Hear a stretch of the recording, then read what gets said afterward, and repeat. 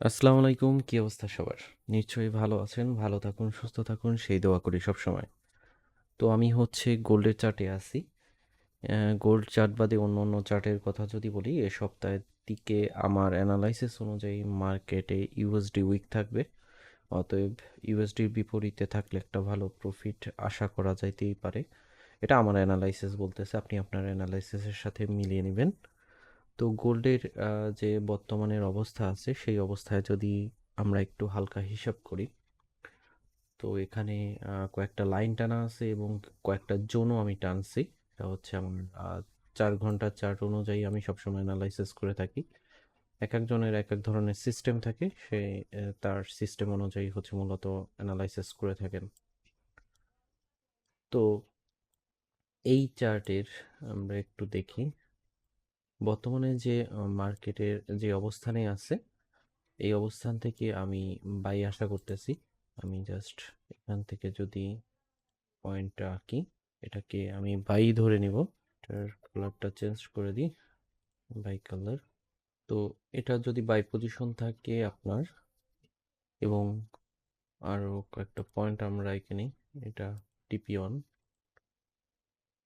টিপি 2, আমি আগে থেকেই রেখাগুলো করে রাখছি আমার অ্যানালাইসিস অনুযায়ী। টিপি 3, টিপি 4। এখন এখানে কয়েকটা বিষয় খেয়াল করব এবং আমরা সাথে সাথে এসএলটাও এখানে এঁকে নিই। এসএলের যে পজিশনটা এখানে খেয়াল করে দেখবেন যে আমাদের এই যে জায়গাটুকু আছে, এটা একটা স্ট্রং সাপোর্ট জোন। এই জোনটা যদি মার্কেট ক্রস করে, তাহলে কিন্তু মার্কেট নিচের দিকে নামবে। ওকে, অতএব আমাদের এসএল পজিশন এখানে যদি রাখি, এটা হিট করার সম্ভাবনা বেশি।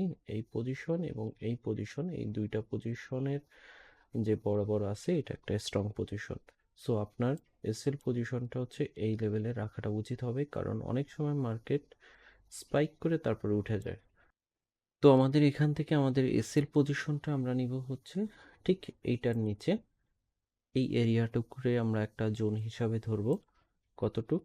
এই এরিয়াটুকুরে একটা জোন হিসাবে ধরবো, এবং এর নিচে আমরা রাখার কারণ আছে। সেই কারণটা আমি পরবর্তীতে আপনাদের ব্যাখ্যা করব। কারণ স্মার্ট মানির কনসেপ্টে মার্কেটে কিছু ফাঁদ তৈরি হয়। এই ফাঁদগুলো আপনি যখন বুঝবেন, তখন আপনার এসএল এর যে পরিধিটা আছে, সেটাকে আপনি বাড়িয়ে দিবেন।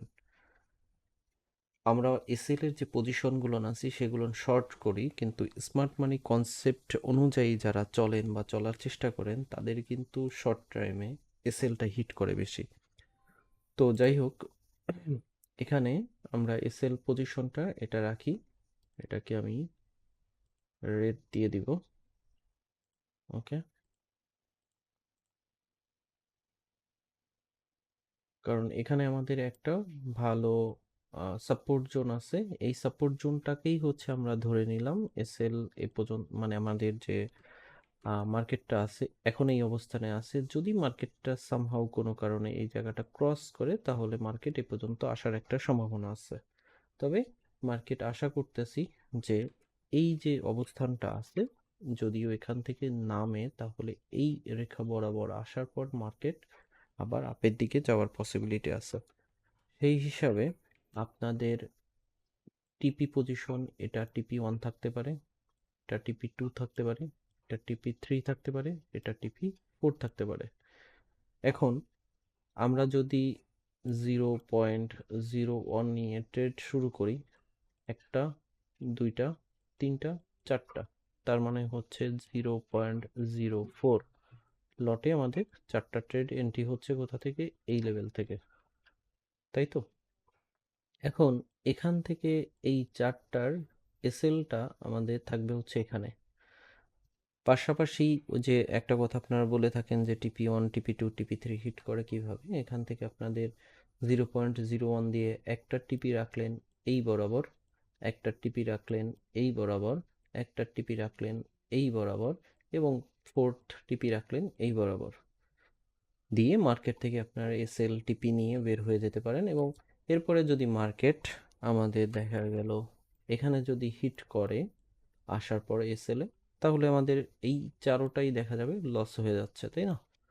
লস লাভ তো থাকবেই, অ্যানালাইসিসগুলো এভাবেই হয় এবং আপনাকে লস লাভ নিয়েই হচ্ছে ট্রেড করতে হবে। আর যদি আপনার দেখা যায় যে যে ফর্মুলায় আমরা আগাচ্ছি বা যে অ্যানালাইসিসটা করলাম সেখানে টিপি অন হিট করলো, টিপি টু হিট করলো, এরপরে আপনি চাচ্ছেন যে না, এই যে রেজিস্ট্যান্সের জায়গাটা আছে এখান থেকে ব্রেক করার সম্ভাবনা একটু কম আছে, তাহলে এ পর্যন্ত আমার একটা টিপি, দুইটা টিপি এবং উপরে যে দুইটা টিপি আছে সেই টিপিটাও আমরা এখানে ক্লোজ করে প্রফিট নিয়ে বের হয়ে আসতে পারি। তো এখানে কিছু হচ্ছে উপস্থিত বুদ্ধি খাটাইতে হয়। আমি লং টাইমে রাখছি ঠিক আছে, বাট তারপরেও যদি আমি কিছু উপস্থিত বুদ্ধি খাটিয়ে এখান থেকে প্রফিটটা বের করে নিয়ে আসতে পারি, সেটাই হচ্ছে বুদ্ধিমানের লক্ষণ। ফরেক্স মার্কেটে একটা জিনিস মনে রাখবেন, আমি লং টাইমে ধরি বা আমি শর্ট টাইমে ধরি, আমার এখানে টার্গেট হচ্ছে প্রফিট।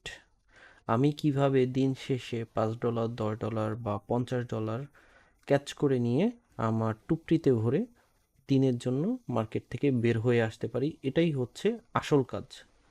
সেটা আমার অ্যানালাইসিস বিভিন্ন পদে হইতে পারে, আমার অ্যানালাইসিস করি বা আমি কারো কাছ থেকে সিগন্যাল নিয়ে তারপর আমি করতেছি, সেগুলো বিষয় না। বিষয় হচ্ছে এখান থেকে আপনাকে প্রফিট বের করে নিয়ে এসে চুপ থাকতে হবে, তাহলেই আপনি এখান থেকে একটা ভালো রেশিও বছর শেষে বা মাস শেষে কামাই করতে পারবেন।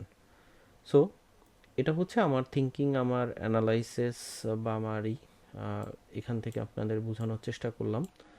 তো আশা করতেছি এ সপ্তাহে ইউএসডি উইক থাকবে এবং ওভারঅল দিকে মার্কেট আপ ট্রেন্ডের দিকে চলবে ইউএসডির বিপরীতে।